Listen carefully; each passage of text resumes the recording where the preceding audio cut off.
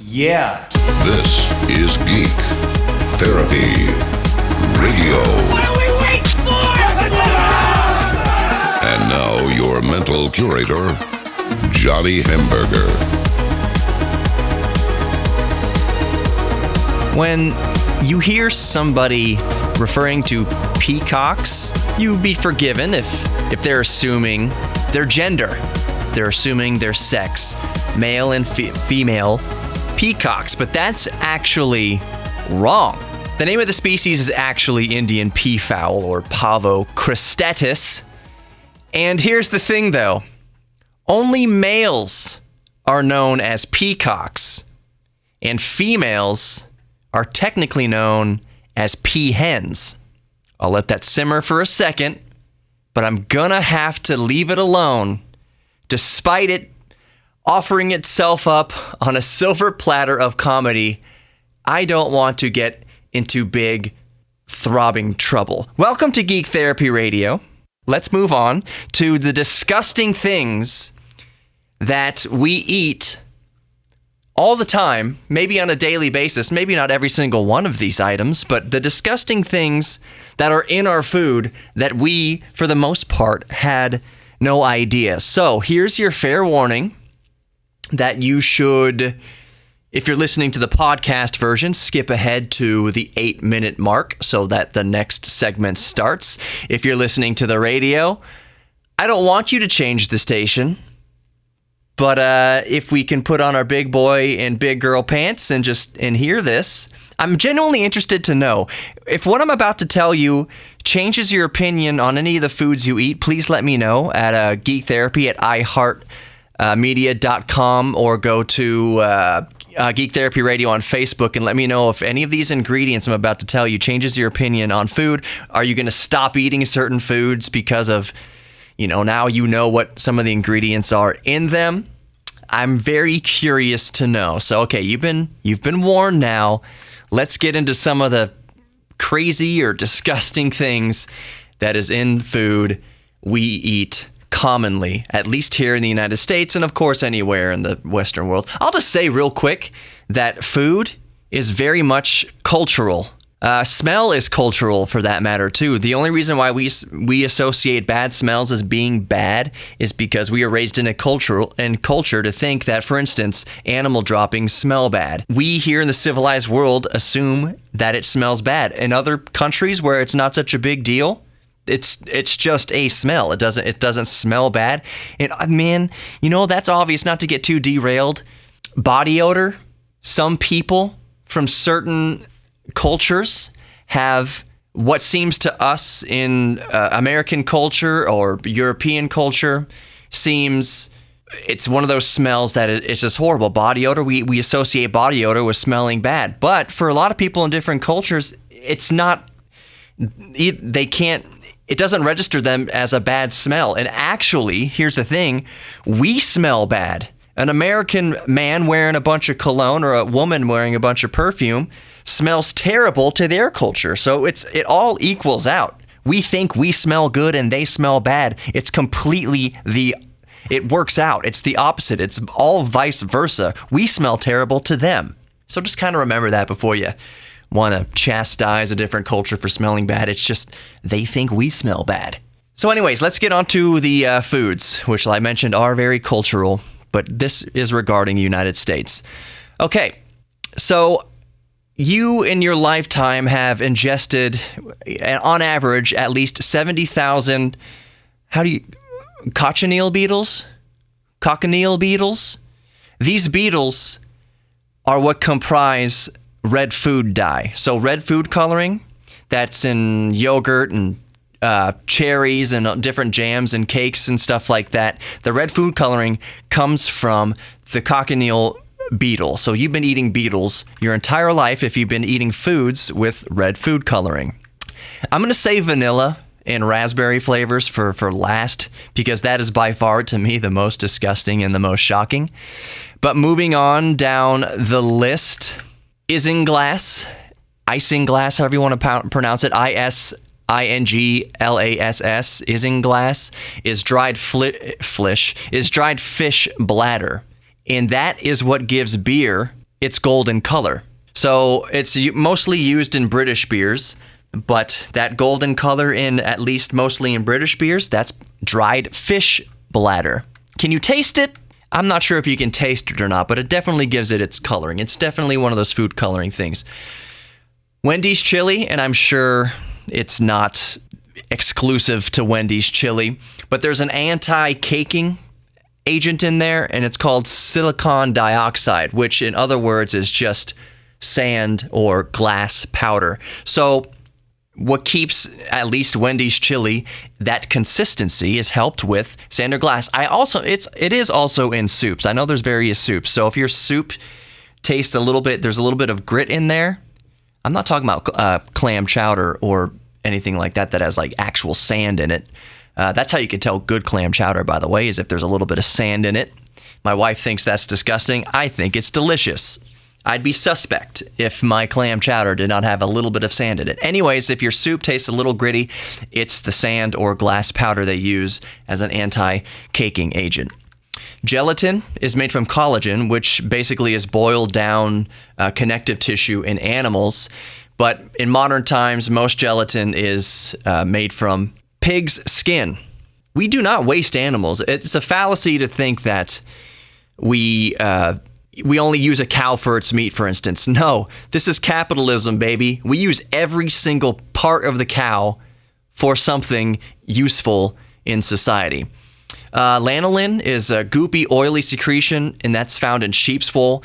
That is what is used to soften chewing gum, but it's also in cosmetics and sunscreen and products like that. Lanolin, goopy oil from sheep's wool.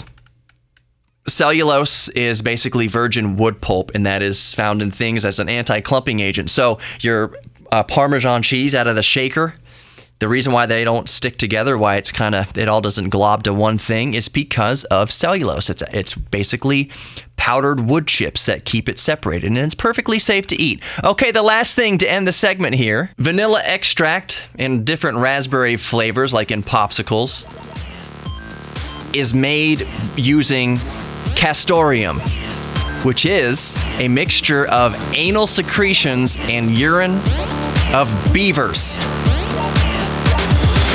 Let that sink in for a second. More Geek Therapy Radio coming up. Hope I didn't spoil your appetite.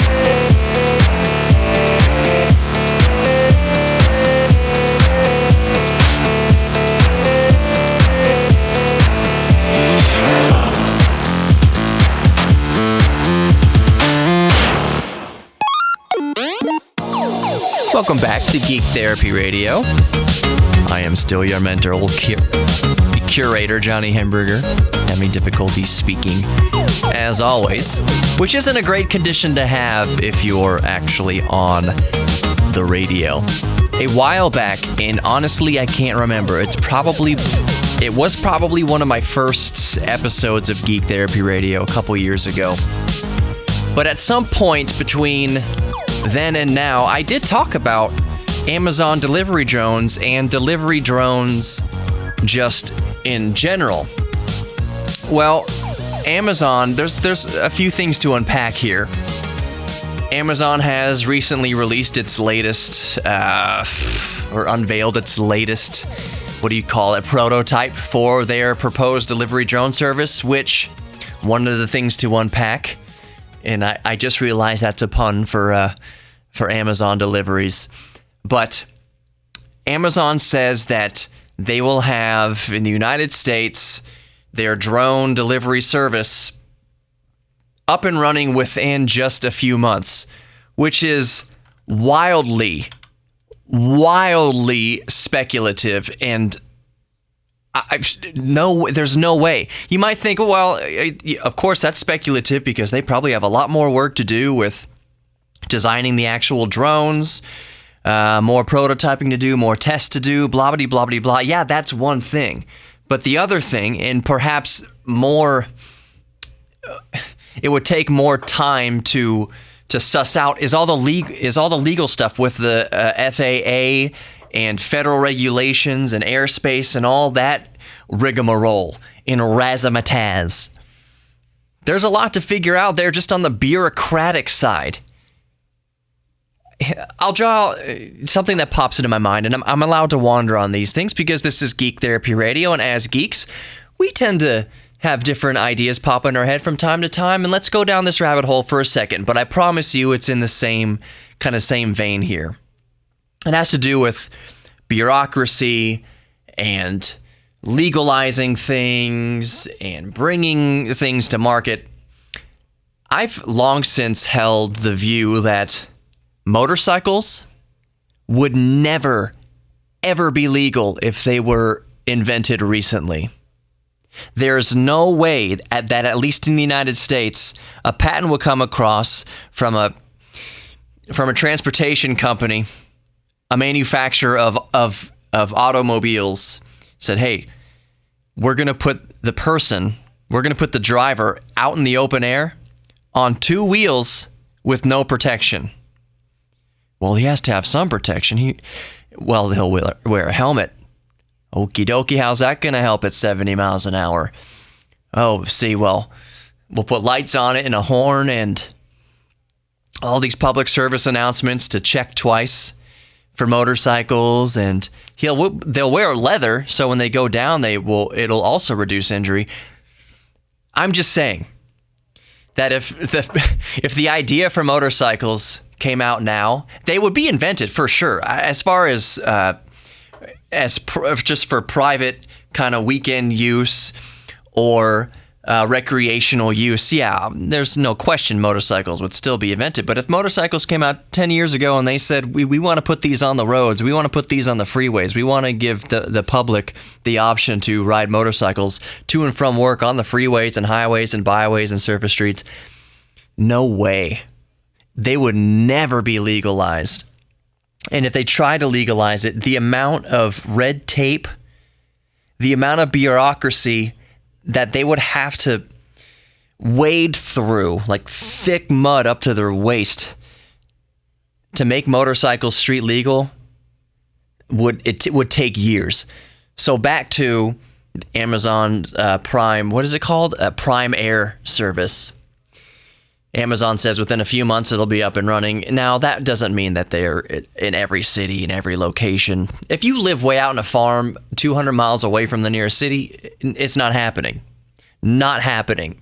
You're still going to rely on traditional trucks and vehicles to get it there. But let's say we're in Houston, we have a Amazon delivery center nearby. You live within 10 or 20 miles or so, or whatever the range is of these things. From the distribution center, I would say that Houston is one of those cities that would be one of the first to receive such a service. But again, it all boils back to the FAA and regulations. We have two major airports that share airspace here. We have lots of airports in general, smaller airports, but we have Bush Airport, we have Hobby Airport. There's a lot of regulation to manage. So this few months thing is not happening. I don't care what Amazon says. It's not happening in a few months. On a more humorous note, one of the things that I brought up, I must have brought this up on a past Geek Therapy Radio.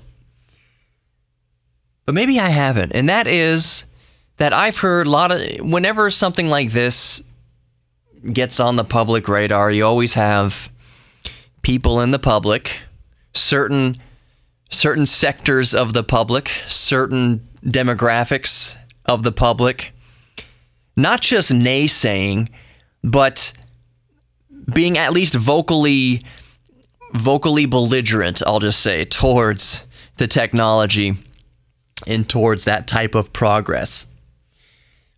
So one of the things I've heard, and it's not even joking. You think, oh, they're just joking. No, some of them aren't joking. That is that if they see these delivery drones flying over their house, I'm going to get out my gun and I'll shoot that thing out of the sky. I've heard that quite a bit, which is alarming. For the 1% rule, if there's a fraction of a percentage, if it's not just 1%, let's say you've heard, let's say this sentiment is shared by 1,000 people.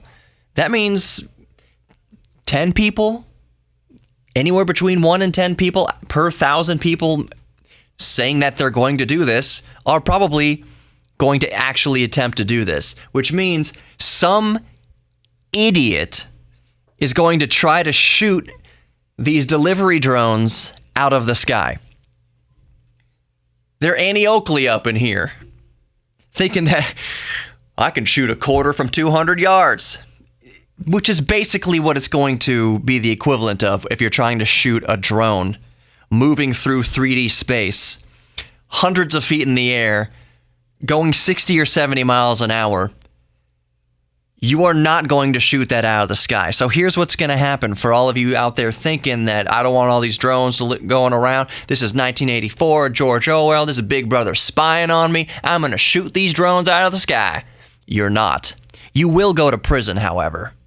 Let's say best case scenario in that person's mind, they take out their rifle and they actually shoot the drone. They actually, let's say they shoot down the drone. Let's just rack the score up here. Here's what that person wins. They win an all-expense taxpayer trip to prison. You fired off a firearm in a residential area, felony, because it's not self-defense.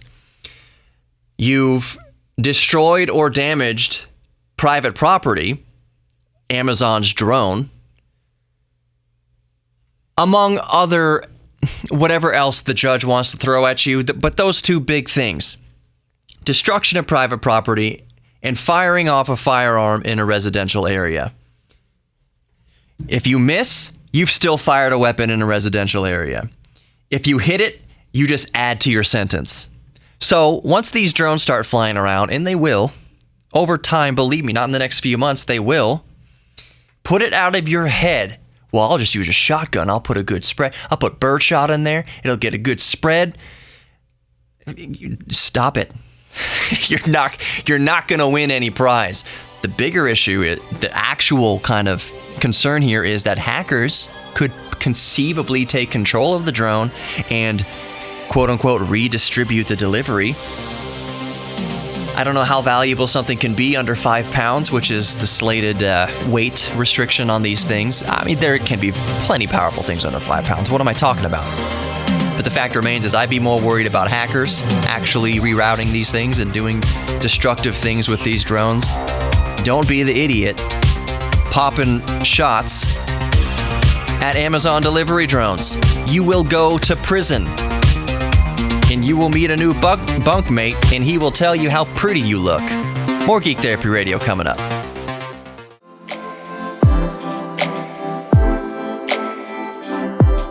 Welcome back to Geek Therapy Radio.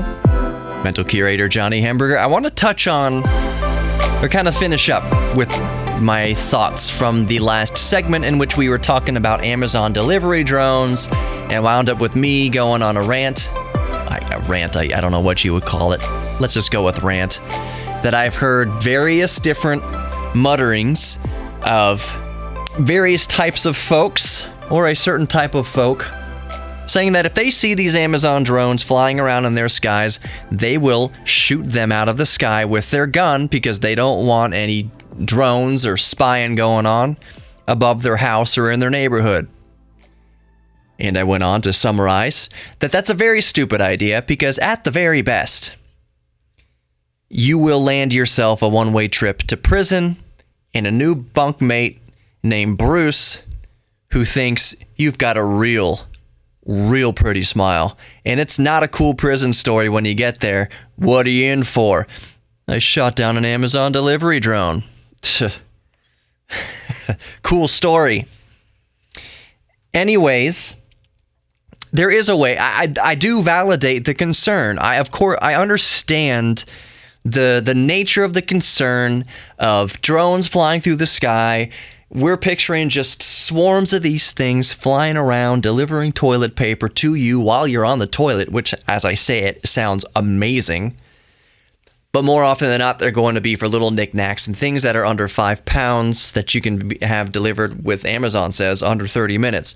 But the concern is these things clogging the sky and maybe security concerns. Let's say you live in a residential neighborhood and you personally would never, ever order a product from Amazon to have it shipped by drone. You don't want to have their drones sent over for possible snooping. I have no idea what your concern would be.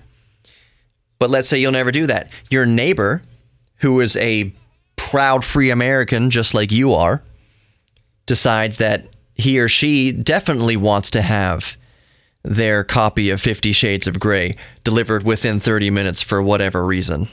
It's the ultimate impulse buy. I don't know what impulse would drive your spouse, your wife, to need 50 Shades of Grey in the next 30 minutes. But that's up for you to discuss with your wife. I don't know.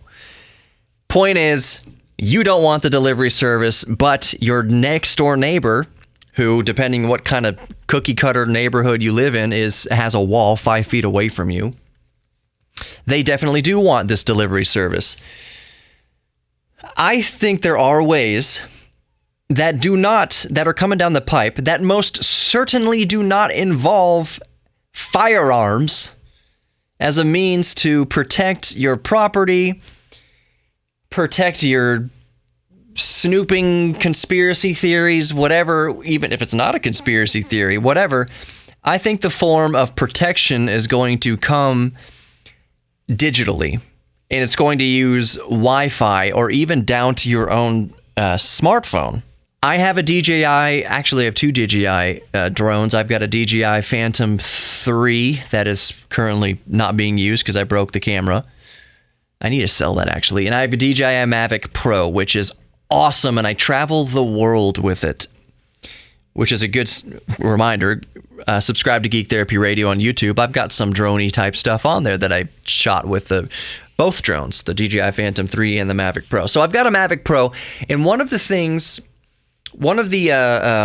tasks you have to complete before you fly the drone is every once in a while, every time you fire it up, it constantly scans for updates. And the update it's most often scanning for, that it scans for every single time you fly your drone, is geofencing. It uses GPS in your mobile data or your Wi-Fi if you're near your house in your front yard to update its geofencing map. So when you open your map on the DJI Mavic in the app there's giant red circles, there are small red circles or yellow outlines, basically around points of interest, like especially airports. If you look at the geofencing map on your DJI app around Bush Airport, you're not coming within miles of the airport. There's no way. And even outside the airport, it'll have physical restrictions on the altitude you can fly. So it downloads this data to your drone so that you physically cannot enter this geofence. They've got a geofence up around Reliant Stadium when there's games going on. There's geofences up around different sporting events. There's geofences around concerts. There's geofences around whatever, either permanent or temporary. So that temporary is what I'm getting at here. I predict that very, very soon, within the next 5 years, basically next 10 years definitely, whenever this delivery service, Amazon delivery service really gets up and running in earnest, within that time frame, or shortly after that, I think you'll be able to go into the settings of your Wi-Fi router and put up a geofence around your house.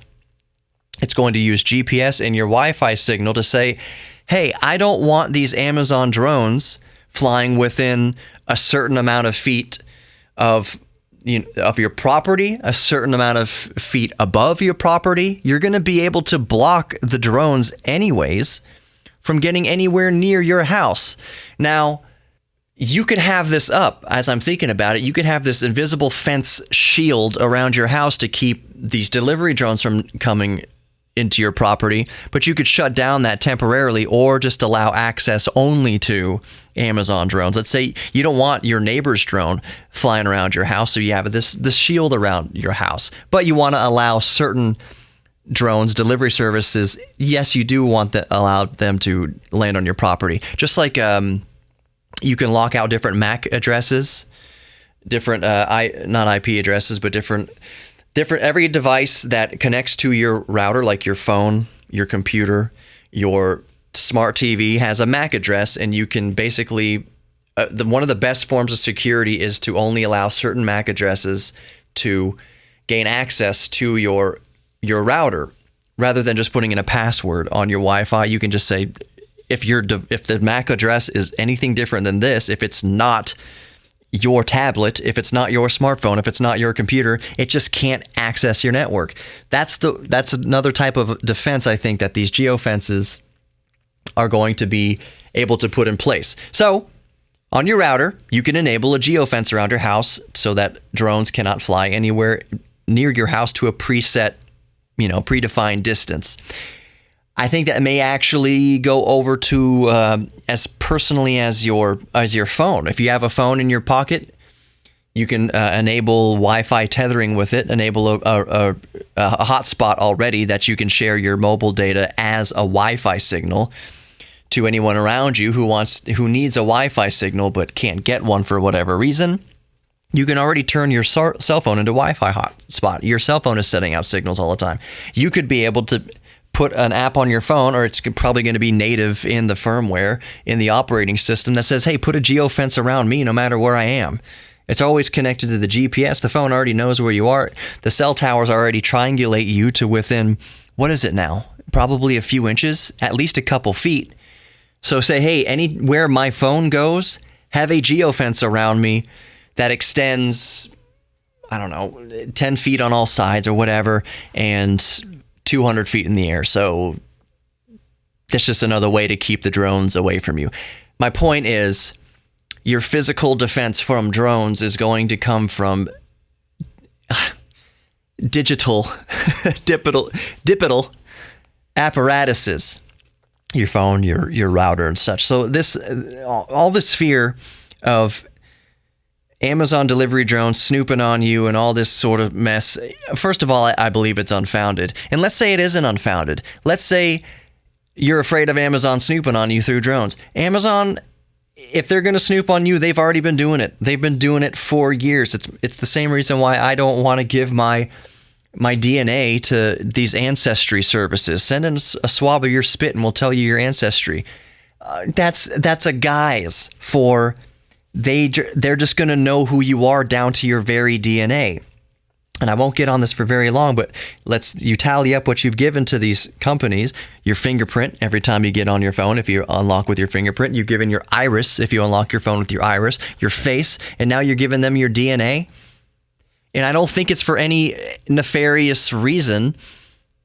I think it's just to sell you crap. I think when you sell your DNA, when you send your DNA and pay for the privilege of it, when you send your DNA to an ancestry service, all they're using it for is to say, hey, other people with similar DNA, let's check their purchase histories in the websites they kind of visit and traffic. Let's check their cookies. They'll say, oh, persons with a similar DNA tend to buy Chevys more than a person with this different set of DNA factors. That's all they're using. It's just to sell you stuff. It's not to spy on you or come barge down your doors. It's to sell you crap. It's so you get on Amazon and make impulse decisions. And what ads are they going to send you? They're just going to base it off of an additional logarithm of your DNA. Hey, people with this DNA also bought Beanie Babies. More Geek Therapy Radio coming up. Don't go anywhere. Beanie Babies? Welcome back to Geek Therapy Radio. Mental curator Johnny Hemberger. As I record this segment, I am about, I am 33 minutes away from Kuala Lumpur in Flight Simulator. I took off in a 747 from Bush Intercontinental Airport, and now I am 33 minutes away from Kuala Lumpur. It's about a 16-hour flight. I sped up the simulation. Why am I telling you all this? Because we're going to talk about airplanes and video games in this segment. First, about airplanes. I went on a Discovery flight recently at West Houston Airport, and I sheepishly asked my flight instructor, is there any benefit to I just put it this way. I've been playing flight simulators for maybe 20, 25 years. I've been well versed in Microsoft Flight Simulator, and I asked him, will that have any real world benefit to actually learning how to fly a real airplane? And I expected him to roll his eyes and, like he gets this question all the time. No, it's a totally different thing. He said, that's a very good question because, yes, it can save you quite a lot of money in training. It can save you, a couple grand easily when you're getting your pilot's license, because a lot of the training is the book training, is taking tests, and it's being familiar. If anything, I mean, you're not going to know what it feels like to actually feel the pressure of the controls at your hands and feet. When you pull back on an airplane, you can feel the pressure of the wind pushing on that control surface in the tail. Just like you put your arm out the window of a moving car and you feel the pressure of the wind against your arm, you can feel that in the flight controls. He says a flight simulator, mostly, you can't simulate that, but you're going to have a familiarity at least with what's going on in the cockpit as far as instrumentation is concerned, the six-pack, the altimeter, the turn coordinator, and all that kind of stuff. You're going to know that stuff. So when it comes time to take the test on that stuff and comes time for the classroom training and all that, you can basically zoom ahead with a lot of things because you're already so familiar with it. It's already in your brain. So yes, playing flight simulator for years can actually help real world in learning how to fly an airplane. I just wanted to give you that little tidbit of information. Something fascinating aeronautical news. KLM and TU Delft, TU space DELFT, are trying to shape, for lack of a better term, the future of aviation with their it's a flying wing, basically is what it is. It's a V-shaped airplane that they are prototyping and designing. And the idea is, instead of a normal fuselage as we're used to in a regular normal airplane, a 737, 77, 747, whatever, it's a V. The actual body of the plane is the wing itself, and this is supposed to help quite dramatically with fuel efficiency, because it makes the plane lighter, and it's a 10% higher lift to drag ratio. I promise I'll get through the numbers in a second. I wanted to say it was about 30% fuel, 20% less fuel. About a 20% less fuel used than its similarly sized Airbus A350-900. So it'll fit the same amount of people as that airplane, but use 20% less fuel to get them to their destination. And that is all well and dandy. So you're picturing this flying wing. Kind of looks like a UFO. It's just this V-shaped flying object, except it's a passenger plane. Fuel efficient, carries the same amount of people. That sounds really, really cool. And the thing is, it's not much longer, if at all longer, than a typical airplane. Yes, it's wider. The wingspan isn't necessarily wider. It's all one wing, but the actual width, let's say you're putting it on top of a traditional airplane with the wings coming out of the center fuselage, the overall width of this flying V versus a traditional airplane is very similar. So there's not much modification that would need to go into airports and terminals and things like that to accommodate this type of aircraft. But here's the thing. In perhaps the more astute aviators that might possibly be listening to this broadcast, you might be thinking, well, where are they going to put the passengers? Are they going to put them all in the middle, so far away from one of the edges that there's no windows, they can't see what's going on, which would lead to crazy motion sickness, among other things? No, the passengers go along the edge of the V.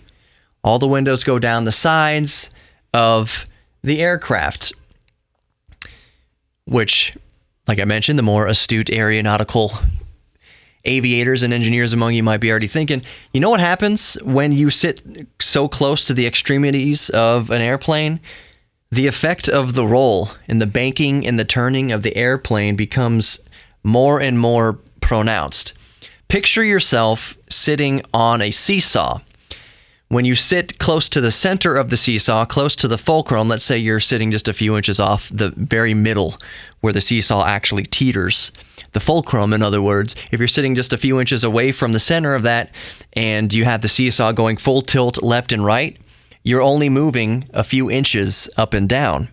Now go sit at the end of the seesaw in the normal seat in the same movement of the seesaw.